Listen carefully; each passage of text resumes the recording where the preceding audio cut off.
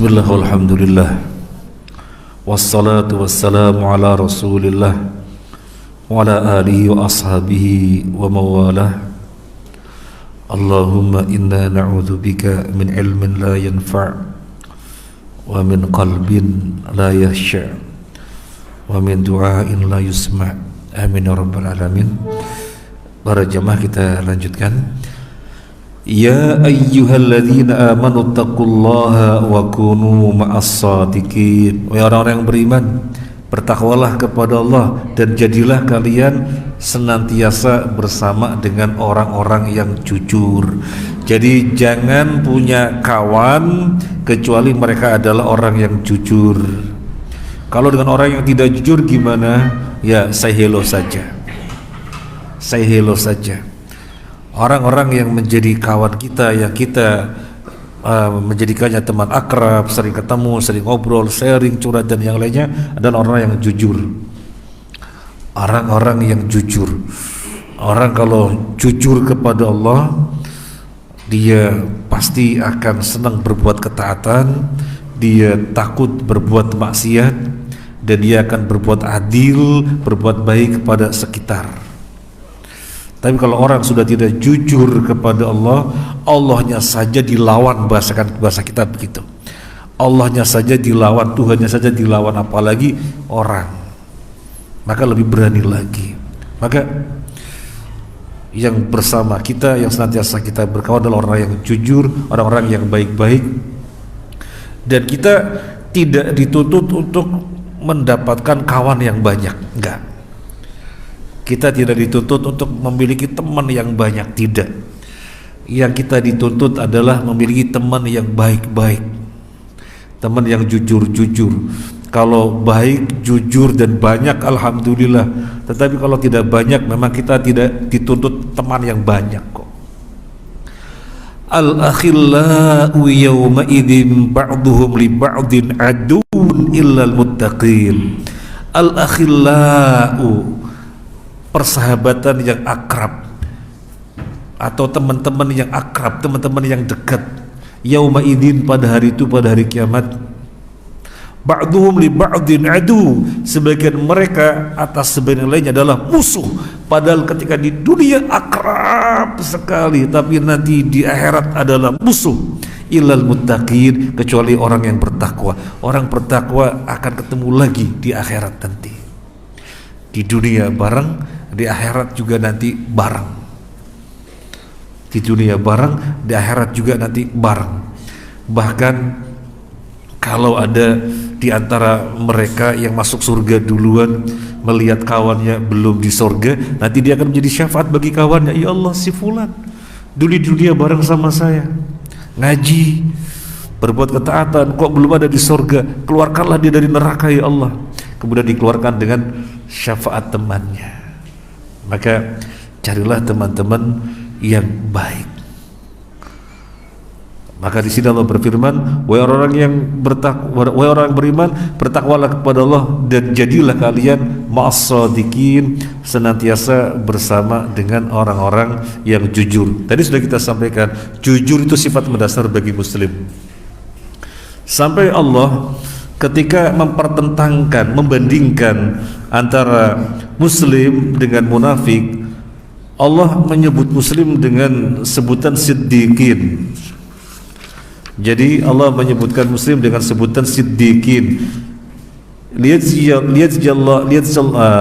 di dalam Al-Ahzab, liyajziyallahu as-sadiqina bisidqihim wa yu'adzibal munafiqin. Liyajziyallahu as-sadiqina bisidqihim wa yu'adzibal munafiqin. Ini Al-Ahzab ayat 24. Agar Allah memberi balasan kepada orang-orang yang jujur karena kejujurannya, dan agar Allah mengazab orang munafik.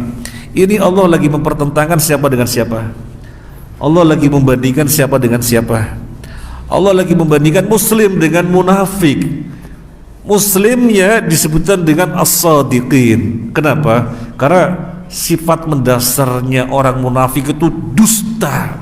Maka muslim disebutkan dengan sifat mendasar, yaitu shadiq, jujur. Maka orang muslimnya disebut dengan sadiq, liyajziyallahu as-sadiqina bisidqihim wa yu'adzibal munafiqin. Jadi inilah jujur, sifat mendasar muslim. Nah, coba kita membaca ayat ini, apakah saya termasuk orang yang jujur? Kita semua termasuk orang yang jujur. Jujur itu terus diupayakan sampai menjadi siddiqin dan menjadi derajat nomor 2 setelah nabi, nabiyin, siddiqin, syuhada, solehin. Dan Nabi memerintahkan kita agar kejujuran terus ditingkatkan, terus ditingkatkan. Inna sidqa yahdi ilal birri. Sesungguhnya kejujuran menghantarkan kepada kebaikan. Wa innar rajula la yataharra as-sidqa hatta yuktaba indallahi siddiqa. Dan seseorang terus mengupayakan kejujuran sampai dicatat di sisi Allah sebagai siddiqin. Ya, kita insyaallah orang-orang yang jujur sesuai dengan levelnya. Apakah dicatat di sisi Allah sebagai siddiqin, di mana derajatnya nomor 2 setelah Nabi, Allah a'lam, yang terus harus diupayakan. Nabi SAW di dalam satu riwayat menyebut siddiqin itu 2 orang. Dalam satu riwayat Nabi menyebut siddiqin itu 2 orang. Nabi SAW menyampaikan kepada para sahabat, suatu ketika ada pengembala mengembalakan kambing-kambingnya.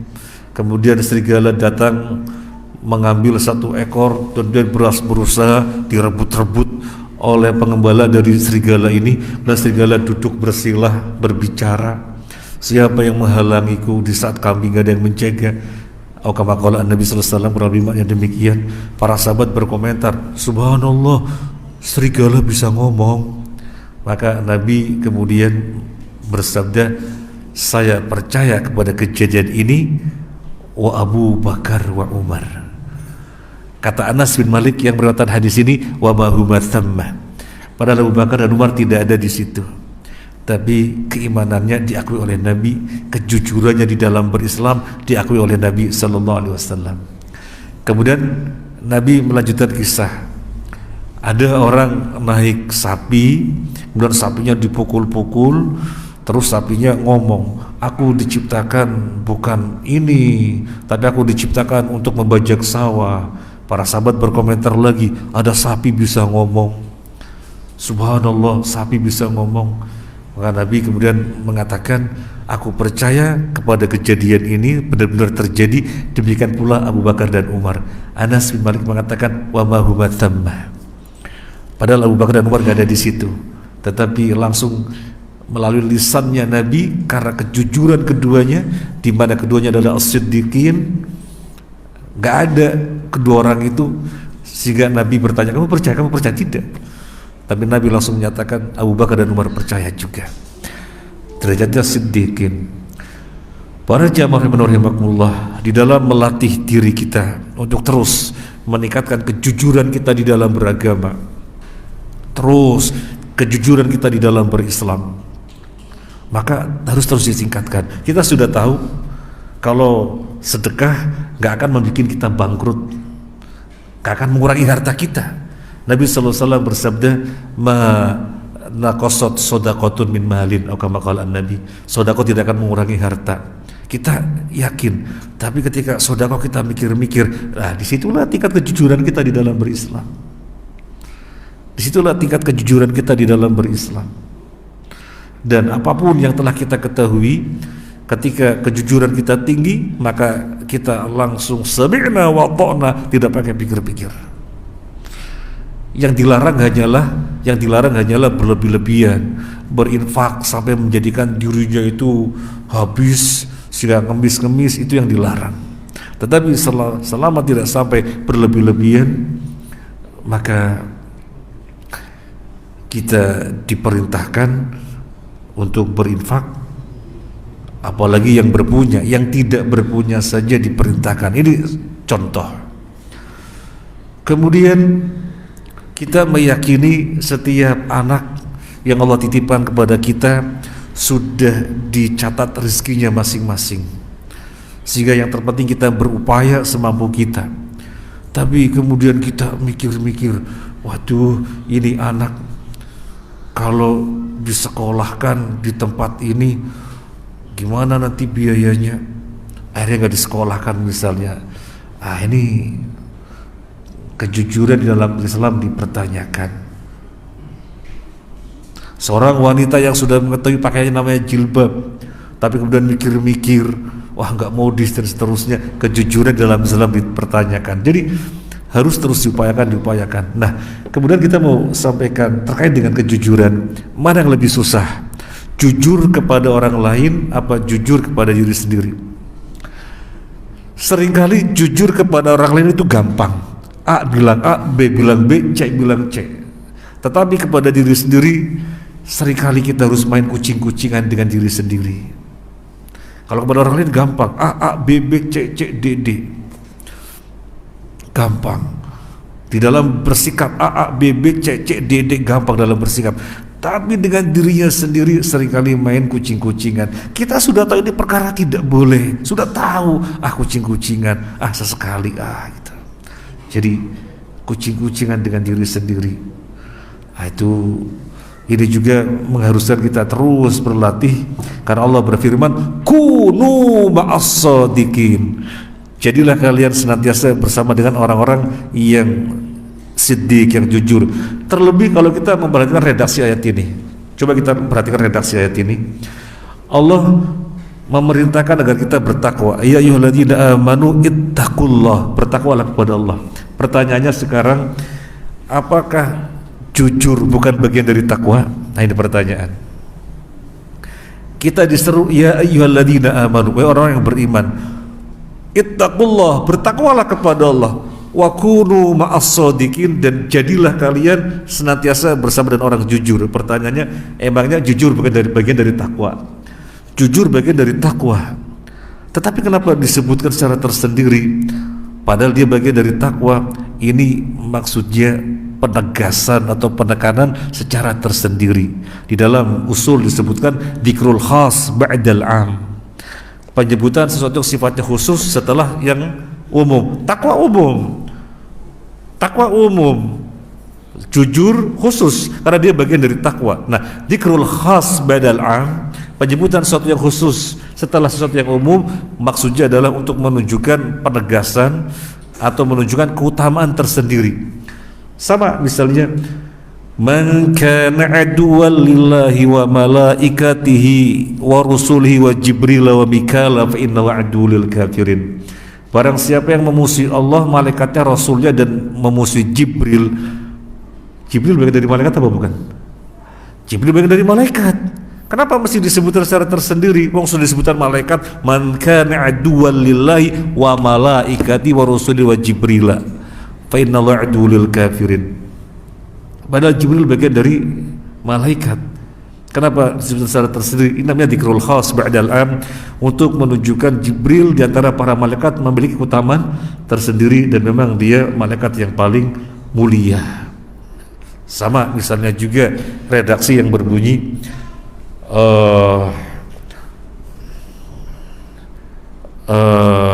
idza atakum man tardawna dinahu wa khuluquhu fazawwijuhu wa illa takun fitnatun fil ardi wa fasadun 'arid, atau kama qala Nabi sallallahu alaihi wasallam.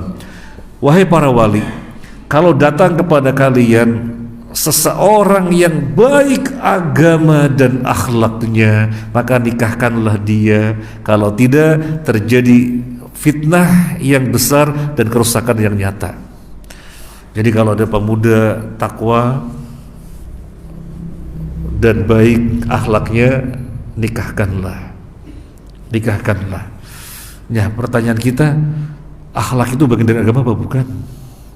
Akhlak bagian dari agama apa bukan? Iya, akhlak bagian dari agama. Kenapa mesti disendirikan?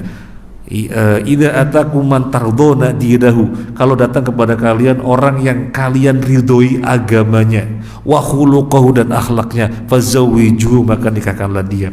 Maka ini penyebutan akhlak setelah agama, di mana akhlak bagian dari agama, Dzikrul khas ba'dal am, penyebutan sesuatu yang khusus setelah umum menunjukkan perhatian tersendiri agar orang tua itu kalau menerima calon menantu bukan sekedar akidahnya bagus, gak ada kesyirikan, ibadahnya bagus secara kualitas dan kuantitas, tetapi dia suka utang, bayarnya susah misalnya, tetapi dia gak bisa menghormati senior, gak bisa menyayangi junior, tapi dia tidak sopan, tidak, dan yang lain-lainnya. Karena memang terkadang terjadi baik ahli masjid tetapi kepada mertuanya bentak-bentak. Nah ini makanya perlu diperhatikan sendiri akhlaknya. Ini yang bisa kita sampaikan, semoga bermanfaat.